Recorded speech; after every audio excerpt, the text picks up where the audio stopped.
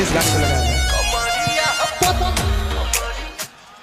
था। भोजपुरी की शेरनी अक्षरा सिंह जो इतना शेरनी है, इतना बड़ा शेरनी है कि मोटा से मोटा जो है पचा जाती है, ले लेती है। ग्रेट खल्ली का भी दिया जाए वो भी पचा जाएंगी।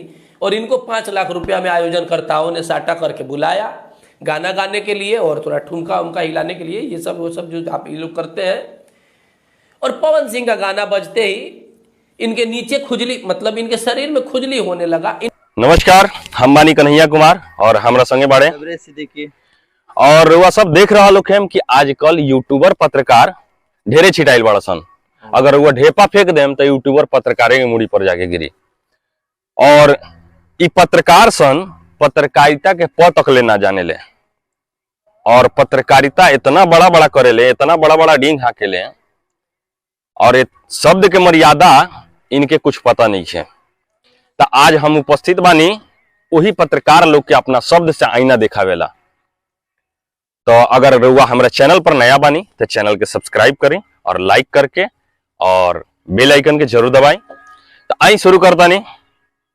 रउआ देख ले हो क्या अब कि हाल ही में अक्षरा सिंह विवाद, अक्षरा सिंह एगो कार्यक्रम में गईली और कुछ कारणवश वो विवाद के जड़ हम ना बता सकीला, माइक फेंक के चल देली। ठीक बा, गलत कैले हो खस, लेकिन वो नारी है, गलत कैले बाड़ी तो तर्क संगत उनकरा संगे व्यवहार कैल जा सकेला। लेकिन एक नारी के शब्द से नंगा नहीं कैल जा सकत, काहे कि वही नारी से हम या ये दुनिया के जे भी बा उ पैदा हुई बा।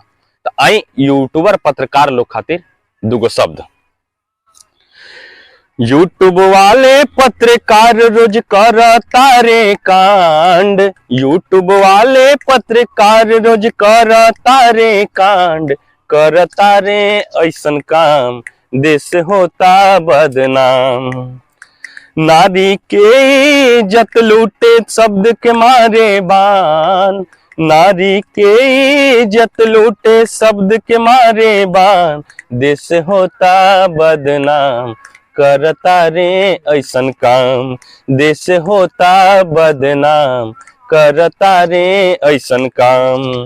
जननी के कुछ ना बूझे करेला नंगा नाच, अरे जननी के कुछ ना बूझे करेला नंगा नाच, देश होता बदनाम, करता रे ऐसन काम। व्यूज बढ़ेगा जिससे खाली करेगा वही काम, अरे व्यूज बढ़ेगा जिससे खाली करता है वो काम। मर्यादा के मारे लाते देश के करे बदनाम, करता रे ऐसन काम देश होता बदनाम।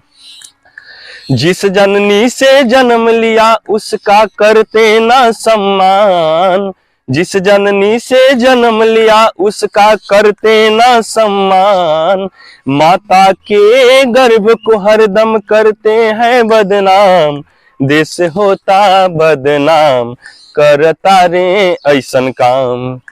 आई एगो पत्रकार बने, पत्रकार ना पत्रकार चंदन उपाध्याय जौन बहुत बड़ा पत्रकार हुए, उनके ला गाना बा।